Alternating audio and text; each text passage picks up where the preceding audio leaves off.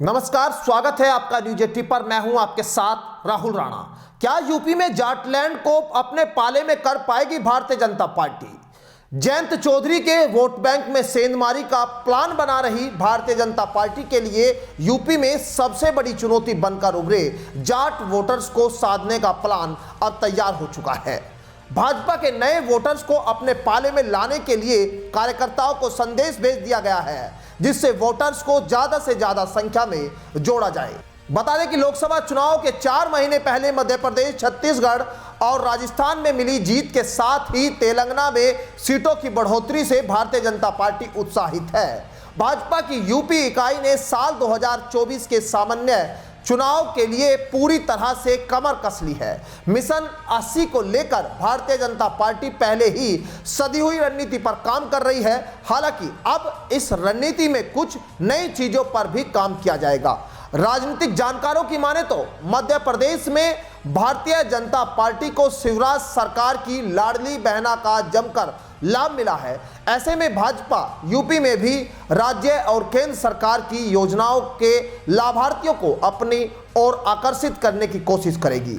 आंकड़ों की माने तो यूपी में पीएम किसान सम्मान निधि योजना में 2.16 करोड़ और उज्ज्वला योजना में 1.75 करोड़, वहीं सौभाग्य योजना के 1.56 करोड़ और प्रधानमंत्री आवास योजना के 55 लाख, पीएम स्वनिधि योजना के 10.33 लाख और स्वच्छा भारत मिशन के 2.61 करोड़ और मुफ्त राशन योजना में 15 करोड़ लाभार्थी। अब ऐसे में बीजेपी और यूपी सरकार की कोशिश है कि वह जाति और अन्य मुद्दों से ऊपर उठकर लाभार्थी वोट बैंक को अपने पाले में ला पाए। बीजेपी की यूपी इकाई साल 2014 के बाद से ही लाभार्थियों को प्राथमिक वोट बैंक के तौर पर देख रही है। बीजेपी को साल 2019 के आम चुनाव में इसका परिणाम भी मिला। बहुजन समाज पार्टी और समाजवादी पार्टी के गठबंधन के बाद भी बीजेपी 62 सीटें जीती थी और बीजेपी की सहयोगी अपना दल को 2 सीटें मिली थी। इतना ही नहीं, साल 2022 के विधानसभा चुनाव में भी उन्हीं लाभार्थियों के दम पर लड़ी और विपक्ष को करारी हार मिली। बीजेपी ने उस चुनाव में 255 सीटें हासिल की थी। ऐसे में बीजेपी का मानना है कि साल 2024 के लोकसभा चुनाव में वह धर्म और जाति के अलावा लाभार्थी वोट बैंक के सहारे जनता तक पहुंच सकती है और उसका मिशन 80 पूरा करने में सफल भी हो जाएगी।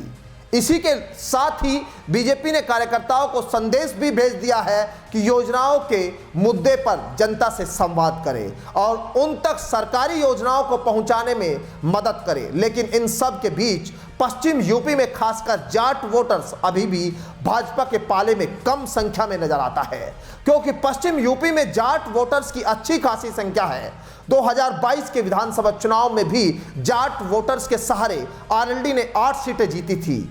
इस इलाके में किसानों का एक बड़ा गुट बीजेपी के सामने खुलकर मुखालफत करता रहा। उधर पूर्वांचल में यादव दलित मुस्लिम वोट बैंक में भी काफी हद तक नाराजगी देखी जा सकती है। ऐसे में सवाल यही है कि क्या इस नाराजगी को भाजपा लोकसभा चुनाव में वोट बैंक में तब्दील कर पाएगी, और सवाल यह भी कि विपक्षी पार्टियां कैसे भाजपा की इन रणनीतियों को फैल करने में कामयाब होगी। फिलहाल मेरे साथ इस खास रिपोर्ट में इतना ही, लेकिन इस रिपोर्ट पर आपका क्या सोचना है, आपकी क्या राय है, वो जरूर हमें कमेंट बॉक्स में आप बताइए। मुझे दीजिए इजाजत, नमस्कार।